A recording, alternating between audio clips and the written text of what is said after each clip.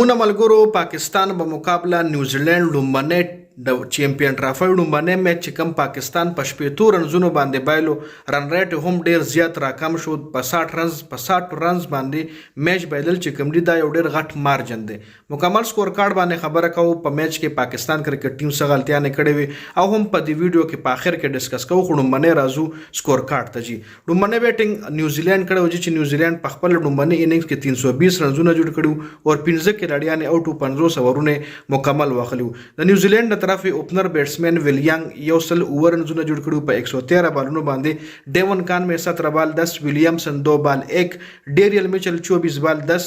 ټاملاتم اخر کې زبردست بیټینګ کو 104 بالونو باندې 118 رنزونه د جوړ کړل. گلین فلپس 39 بال 61 اور مایکل بریسویل یو بال وخلې پاغه هم سکور نه کړي. د پاکستان طرف شاهین 10 اور 68 وکټ یومنا، نسیم شاه 10 اور 63 2 وکټي، ابرار 10 اور 47 یو وکټه، حارث رؤف 10 اور 83 2 وکټي، خوشدل 7 اور 40 وکټ یومنا، سلمان علي آغا 3 اور 15 وکټ یومنا. بیا ورپسې د پاکستان بیټینګ شروع شو. پاکستان په 260 رنزونو باندې ټوټل ټیم اوټ شو. په 75 رنزونو باندې دا میچ بایلو په 47.2 اوور کې. جی سعود شکیل 19 بال 6، بابر اعظم 90 بال 64، فخر زمان رضوان 14 بال 3، فخر زمان 41 بال 24، سلمان علي آغا 28 بال 42، طیب طاهر 5 بال 1. بکواس بیٹنگ طیب طاهر هم کړی دی. خوشدل شاه 49 بال 69، شاهین افریدی 13 بال 14، نسیم شاه 15 بال 13، حارث رؤف 10 بال 19 اور ابرار احمد 0 بال 0. د نیوزیلند طرف یې بالینګ ویلیام اورور کې کړی چې 9 اور 47 3 وکټي، میډ هنري 7.2 اور کې 25 رنز ور کړي، 2 وکټي اشتري دي. یو طرف لتا سو ګورئ د پاکستان فاست بالرانو، بل طرف ته نیوزیلند فاست بالرانو ګورئ.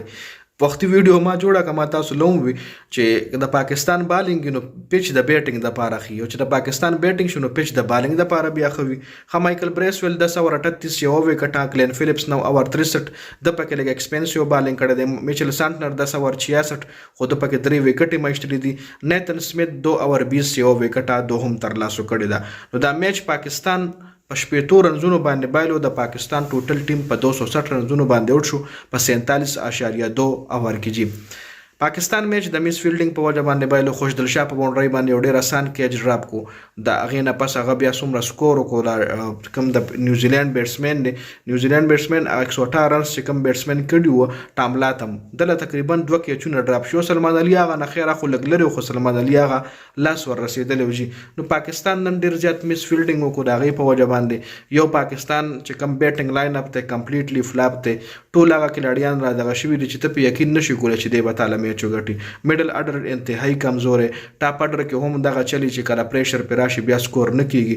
بیا ون ډے نه را ټیسټ جوړ کړی وي. چې خلک د ون ډے نه T20 جوړي او زموږ د پاکستان ټیم ون ډے نه ټیسټ میچ جوړ کړی وي. نو دا مکمل سکور کارت خپل رائے کمنټ کوي. ډیره زیاته مننه. والسلام.